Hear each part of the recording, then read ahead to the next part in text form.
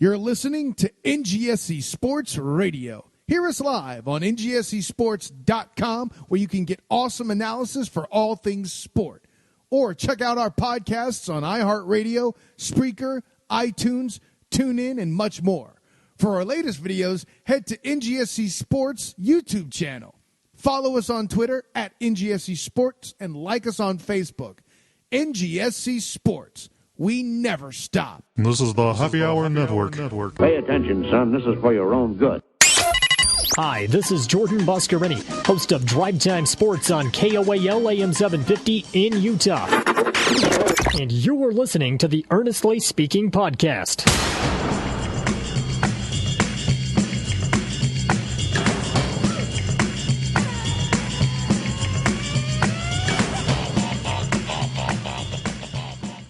The Earnestly Speaking Podcast is a show that is founded on free-flowing conversation and may at times venture into mature subjects. Listener discretion is advised. Yeah,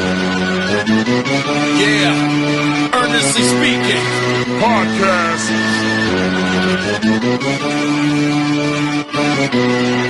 Let's get it. I'm a giant in New York, in Miami carry heat. So much more in store, my product can flood the street. Opinion Nation Godfather, CEO.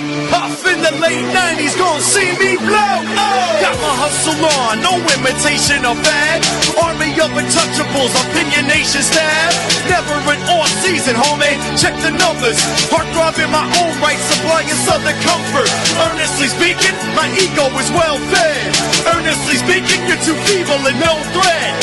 See, I'm like a hurricane, you're a mild breeze. Earnestly speaking, leaving Eli a dynasty. Shake!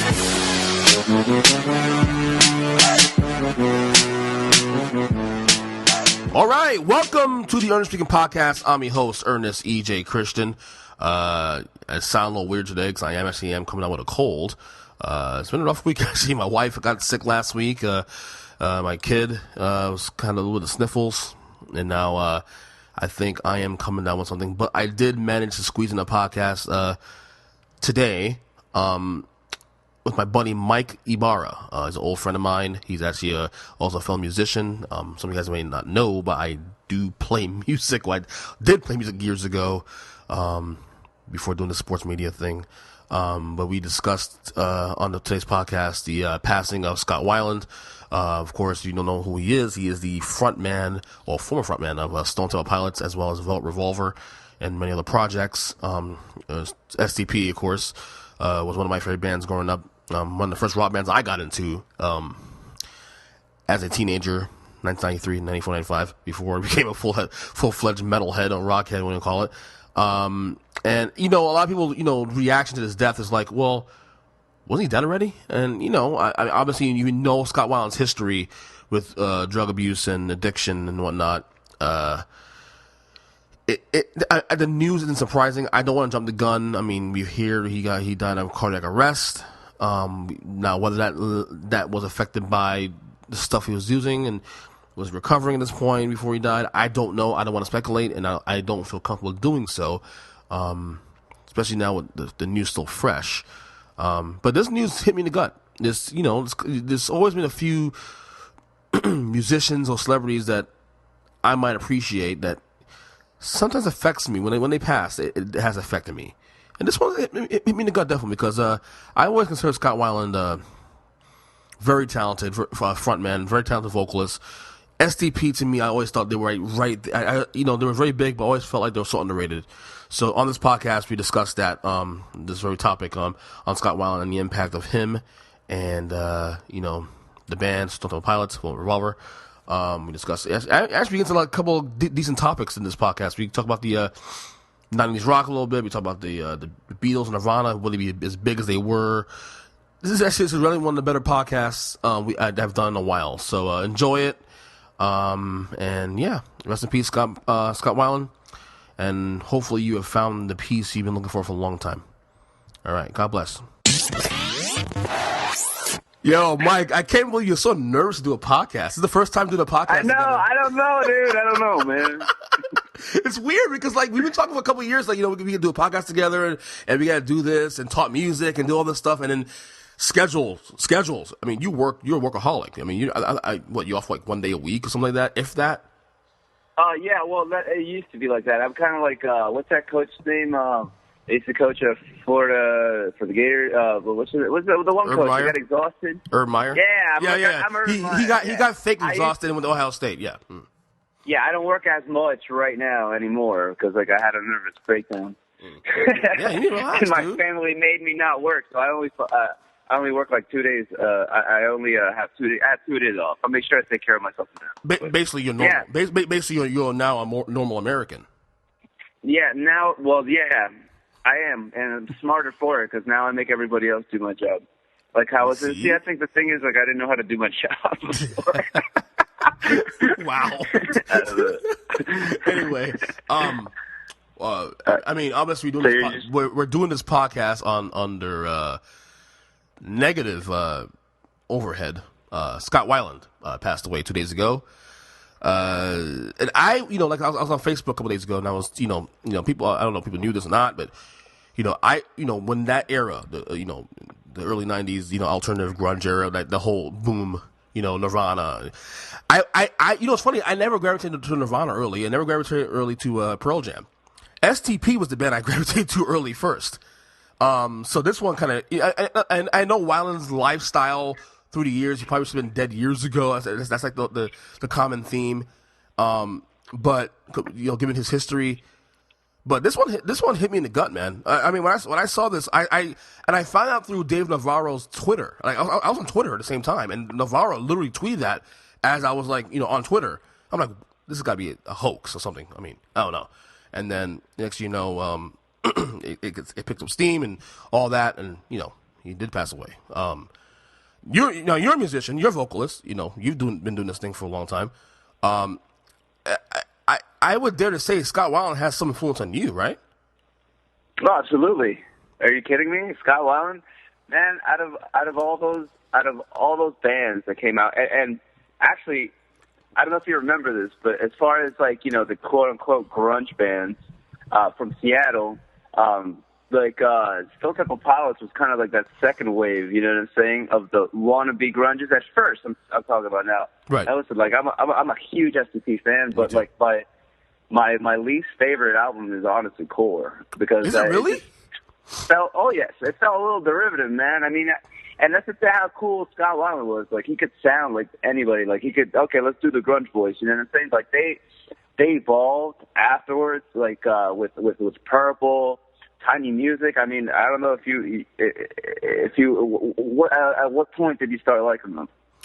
Early, Core. Early, first like album, Core, right? Yeah, Core. 93, 94. Yeah, early. You played Tiny Music compared to Core. It's like not even the same band, you know? Right. Mm-hmm. Oh yeah, they progressed a lot through the years as they went on, but yeah. They progressed so much that they just changed it as a band. To me, they kind of came in like, Cruise. I mean, Plush. Come on, dude. Like, Plush is like the 90s song that everybody kind of makes fun of a little bit. I hate to say this, but I mean that's just the feeling around the musicians that I played with. Like, oh yeah, tomorrow. He always says tomorrow in his songs. You know what I'm saying? Like Dead and Bloated or whatever. But yeah, as far as Scott Weiland, like he was the most. To me, he was the most. What's the word? He could sing anything, any kind of style, anything. I mean, there's songs where he sounds like Jim Morrison. There's songs where he sounds like Bowie. He's very influenced by Bowie. He's just and his melodies and harmonies, dude. They had the album after 4, I think it was Shangri-La or something like that. I don't know if you've heard it, but there's a bunch of songs in there that have like really awesome melodies, harmonies, and I remember reading something actually about how he wishes Paul McCartney would hear that, and that he would like to hear what he thought of his harmonies, because he was very proud of that record. And heavy influence on me as far as a lot of things.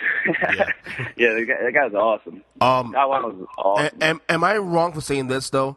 Because they were pretty big. STP was big. I mean, in that era especially, they were big. Oh, yeah. They were one of the, Absolutely. if I gave you 10 bands right now, the 10 most popular bands in that decade, they'd be in the top 10. But of course, yet am I wrong for saying bands. this? Rock bands. But right. But am I wrong for saying this? Am I wrong for saying that even though that is the case, even though that's made that statement, they still feel underrated? Underrated? By who? By whom? Well, I guess by me. Really. I'm the one making the statements. I guess me. Huh? Underrated? I don't know. It depends. It depends because I mean, to me, they were one of the best grunge singles bands. Like as far as like singles that radio songs, you know what I mean? Right. Interstate Love Song was awesome, you know, and it was short too. That was awesome. Underrated. As far, I don't know. It's hard. Whenever somebody says overrated, underrated, it's to me, it's hard. I can't compute because everybody kind of to me just seems if they're good, they're good. I don't try to compare them to I guess people, what I'm trying to say more than anything else is that like when you think '90s bands, they're not the first band that comes out of your mouth. They may be the fifth or sixth band coming out your mouth, but not the first band. Like you think, oh, '90s bands, well, Metallica, Nirvana, Pearl Jam, Alice in Chains. Then you go down the list. Oh yeah, SDP, yeah. That's the kind of what I and yes, they're big, but I feel like they were not. I guess in a sense they were not as looked at in the top tier of best bands in that era. No, they weren't. They were like that one band that barely missed the playoffs. You know what I mean? Yeah. Like if you want to talk like basketball terms, like. They didn't win any championships. They just they're like OKC last. They're like OKC last year. Yeah, they're OKC last year. That's who they are. That's who SCP was. I mean, that doesn't say I mean that they weren't awesome. But I mean, to me they were awesome. I mean, I like their music a lot. I mean, but yeah, top 10 grunge bands. Grunge bands? I mean, even that term, man, just gives me shudders, man. I don't even grunge. Yeah, I don't even consider them a grunge band. I consider them a band. Like to me, like they happen to be come out of that era, but to me, they were. I think what it was too. I think when you start looking at the discography too, especially like you obviously know the big songs, Plush and Interstate Love Song and those big songs, but then you go through the entire discography. There's a lot of gems there that you forget about that was on radio too through that decade. Oh yeah, man. I mean, what's that? That Hole in a Paper Heart song. Like, did you like that song? Did you like Big Bang Baby? I don't know. Like that song is probably forgotten. That was one of their singles. They released what 4 albums? They did what 3 or 4 albums, right? What altogether? Altogether, more than that, right? Maybe a little more than that. They did. I think like. They did Core, Purple, Tiny Music, then 4, then Shangri-La. I think they did one called Stone Temple Pilots, unless that was a compilation. I'm not sure, but yeah, like 5. Right. 5, maybe 6. Right. Somebody's listening. It's like, no, you idiot. Yeah. Well, no, I mean, sorry, guy, I don't have like Google in front of me right now. Fucker. Yeah, sorry, man. No, but I think, and I made a statement on Thursday when the news came out. Going through their stuff again, like they had one of the most underrated discographies probably in the last like 25, 30 years of any rock band. If you really think about it. Yeah, I suppose. I mean, in my mind, that they're actually, up there. So, I mean, right. I don't know. It's hard. It only takes, it takes things like this, like tragedies and stuff, and then maybe people start listening to them and go, hey, you know what? Yeah, they were pretty awesome, man. Right. That's what's always happens. Look what happened to Michael Jackson, man. He was like, not really the most popular person. He died, and then all of a sudden it was, oh yeah, he's awesome. Yeah. Well, that was probably the biggest fall. That was the biggest one probably too, because of the fact that he was the biggest star on the planet, and then he fell, and and now he's pretty much back to where he was 25, 30 years ago. Yeah. Let me ask you this though, with Scott, because obviously SDP was great. He did some great work even after that. Do you feel like if he wasn't, I mean, obviously the drug stuff obviously hurts the actual art in terms of, what you can do and whatnot. But do you think that if he wasn't having all those issues, like the extreme issues, that this band could SDP could have been even more of a, I guess, a player in the industry as they went on? So you're saying you're asking? Do you think that maybe his drug abuse?